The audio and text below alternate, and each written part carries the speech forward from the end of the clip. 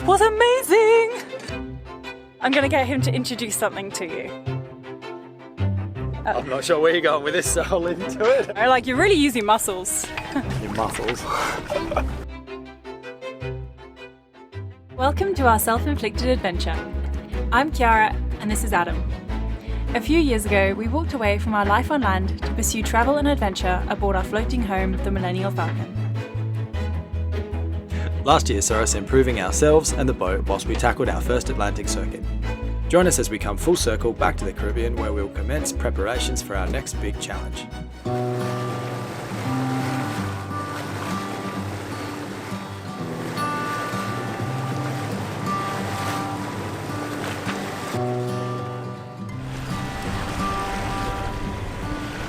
So we had a couple of days of peace and quiet.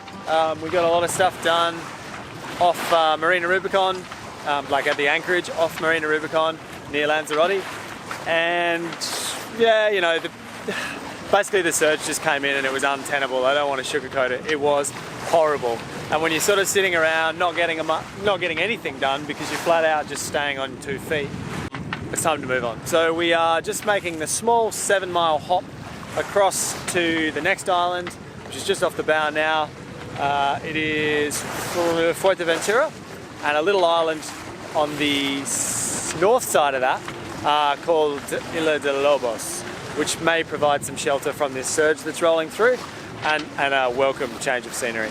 But no, so far we've sort of been up the mast, we have sort of checked all of our halyards for chafe, you know, done all those good things. A few things left to do, but we want to start shaking out the boat as we're doing those last minute things so that when the last job is done, we're feeling ready, the boat's feeling ready, we've had a couple of good day sails here and there and a few, you know, just generally everything's shaken out. We've been doing it all week and the only question is should we set off and do it for 3 weeks straight west, which should be any day now. The trades look like they're filling in, it's all coming together. Alright, surfers are having fun today. There's quite a bit of surge coming through, as Kiara said already, but it's sort of wrapping around this island. I was like, what's that in the water? Someone's in the water, something's going wrong. They must have fallen off a boat. And then I looked again and there's like, it's got to be 30 boats out there on the surfboards just hanging out off the edge of this island, catching the waves as they break and sort of pass the island. It's insane. I mean, there's no boats, there's no dinghies, there's a sailboat over there. All I can assume is that like a powerboat must drop them off every half hour or something. Pretty gutsy. It's a bit of a tough one. So we're coming closer. It's an onshore breeze, which we did expect. We're not entirely sure, like the swells just changed direction completely in 180. And I'm not sure. I just have a bad feeling about that onshore anchorage. I don't know, it doesn't feel right. I guess it's kind of like bad practice to anchor on a lee shore where your boat could drag into the rocks, and it's not calm enough for me to feel comfortable, and Adam to feel comfortable anchoring there. It's just a little bit, it's not like wild, but it's not flat. So our choices are to go back around on the lee side of this point and deal with the remnants of the larger surge, or to flee that they're surfing, but it's much further up than that. Or to flee back over to Fuerteventura.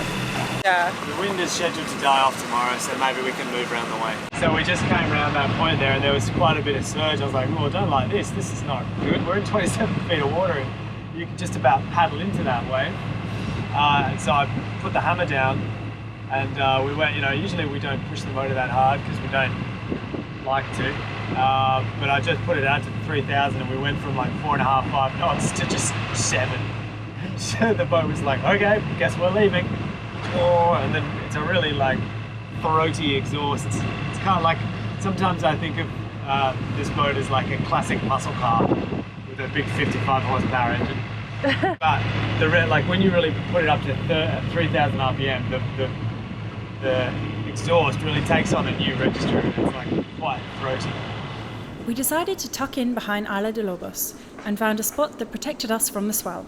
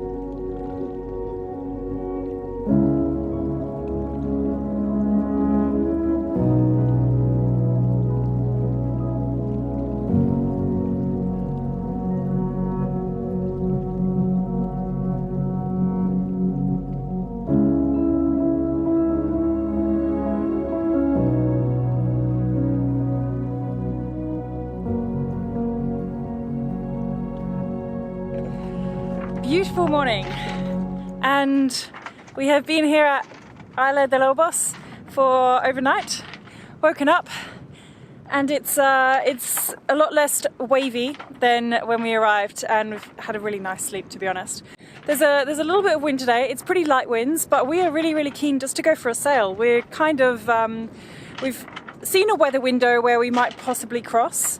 We think that we might just go for a bit of a shakeout sail. This will be the first sail that Adam has been on after he arrived back from the UK. Oh, actually, since Adam is also where he is right now, I'm going to get him to introduce something to you, because we also want to go out for a shakeout sail to test something that we've recently purchased.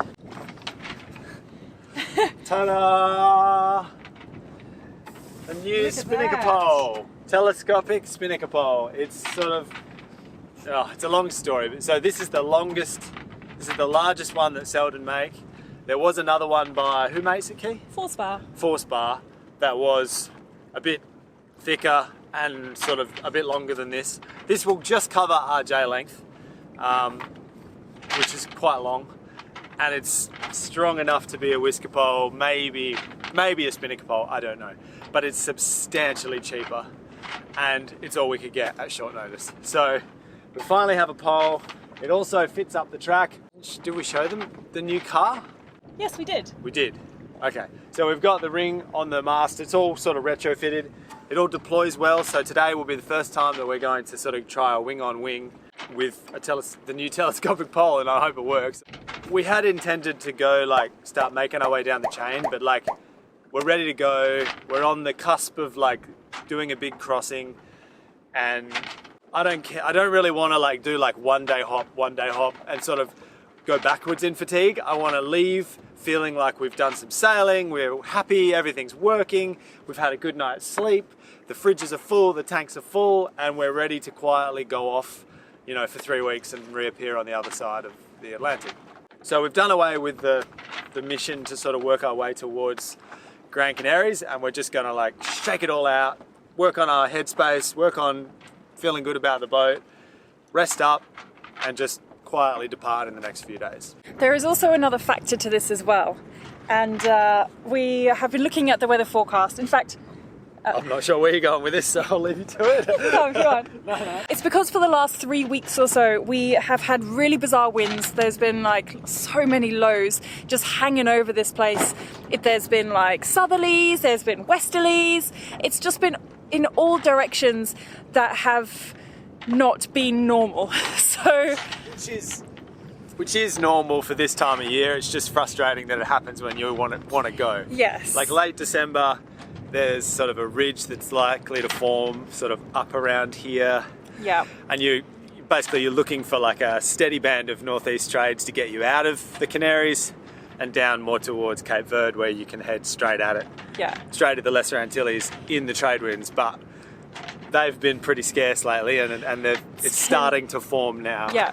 So we have 2 days until they really start to really look beautiful again, a beautiful northeasterly breeze.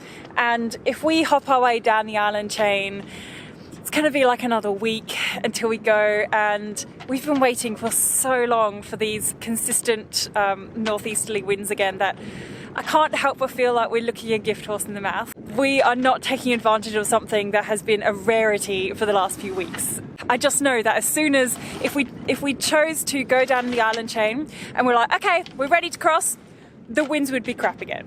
So we need to use them while we can, and we just need to get going. So this is also another reason of why we're just deciding to go in the next few days, and not continue on down the island chain for another week, 2 weeks. There we go. But okay, let's just go for a sail, hey? Oh, I see. We're hoisting the main already, are we? No, I'm just checking it's all good. We'll see.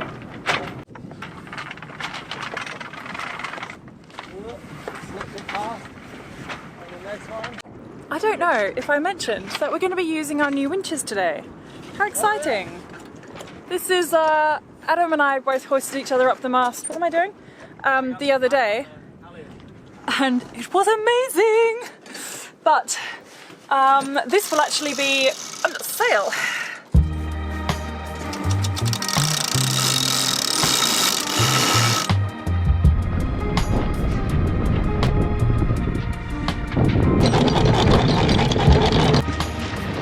let's test out these new winches. Get the jib up. Great point of sail.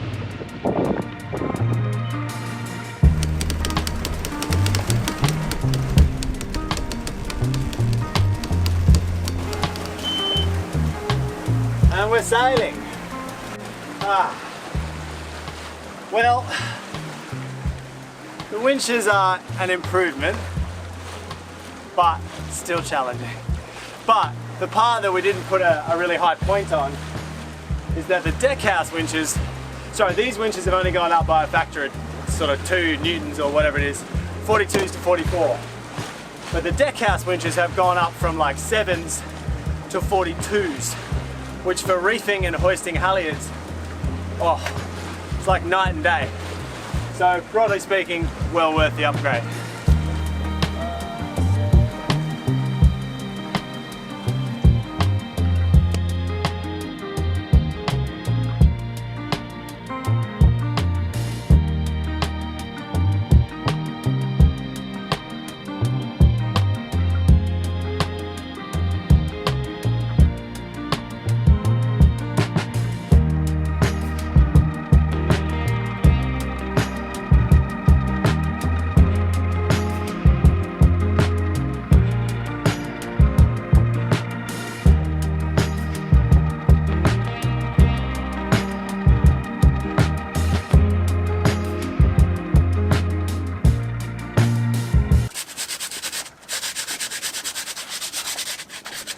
Just the standard sanding underway that everyone does, the usual. If it wasn't for the last minute, nothing would get done.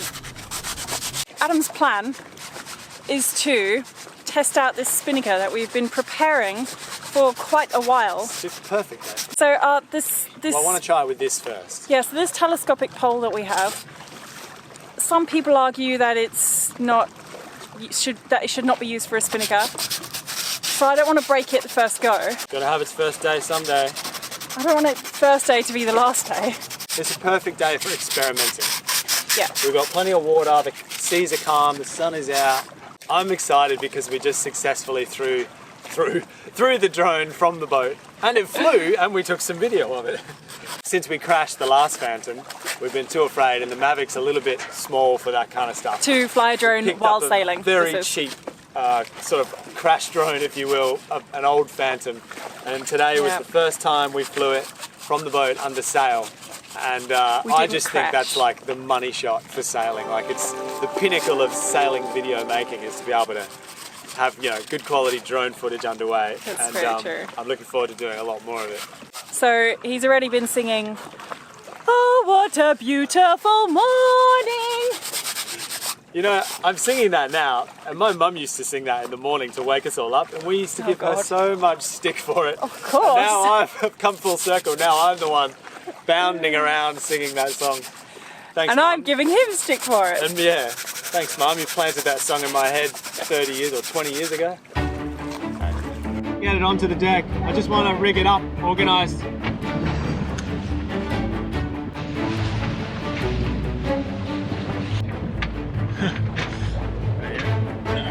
Okay.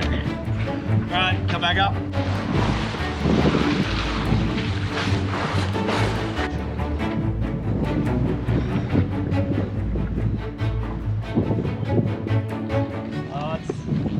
What's going on? You've hooked it up through the...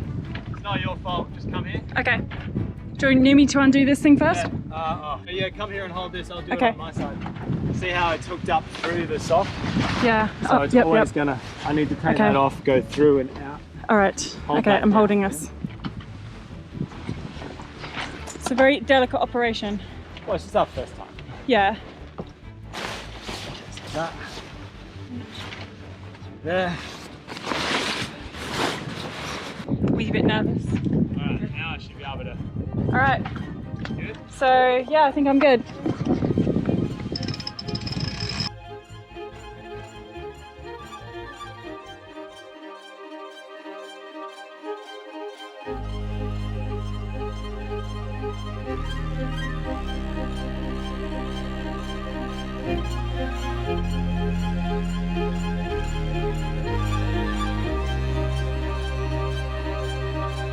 Oh, look at her.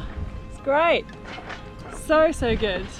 Finally one of those boats that we see going past and we're like, wow, they look really cool, you know? They're just like got their spinnaker out and sailing on a calm day. We're one of them.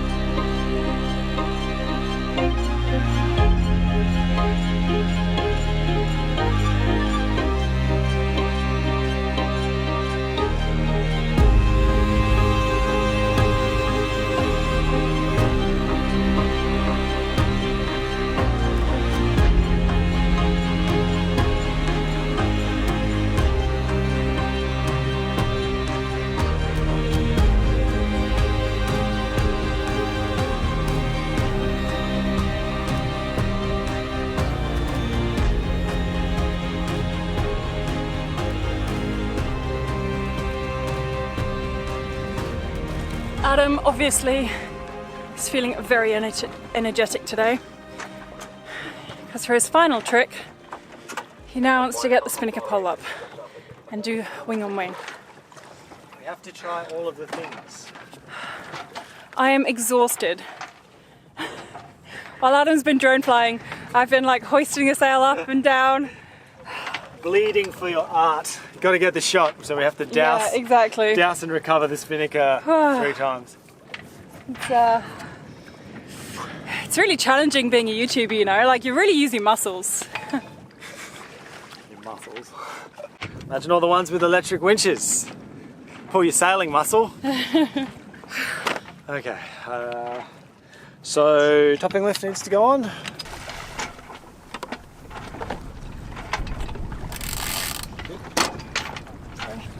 Run that to the forward feed if you can.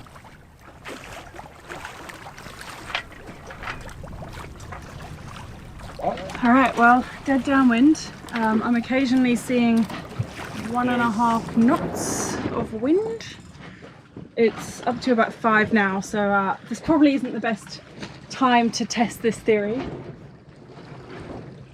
3 knots. I mean, to be fair, it's doing what it should. It's like, I just want to test that we have everything. that's the wind speed and that's our boat speed. Like that. We're not doing badly, you know. It does look quite cool. It looks alright.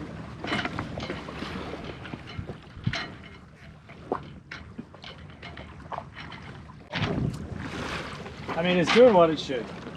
We've got 3 weeks across the ocean to figure out how to make it absolutely perfect, but ultimately we're going dead downwind. That sail's on that side, that sail's on that side, and everything is pretty well locked where it should be. And considering it's 6 knots. Well, I don't know about you, but I'm feeling pretty hungry. I think we might head for anchor and make some food when we have arrived.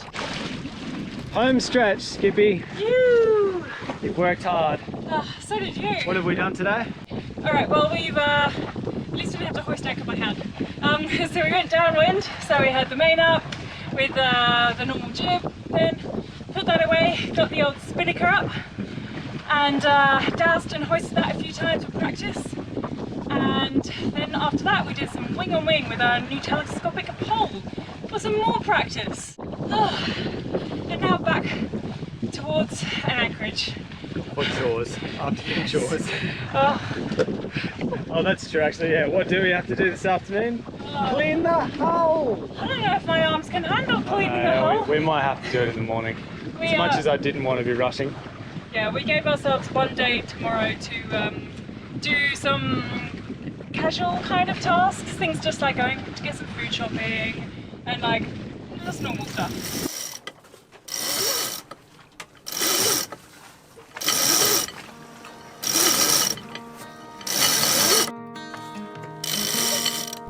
Okay, ready?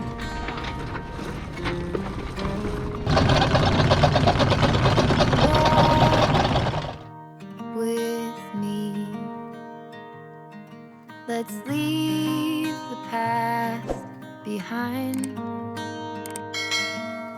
Walk with me, there's something else we need to find.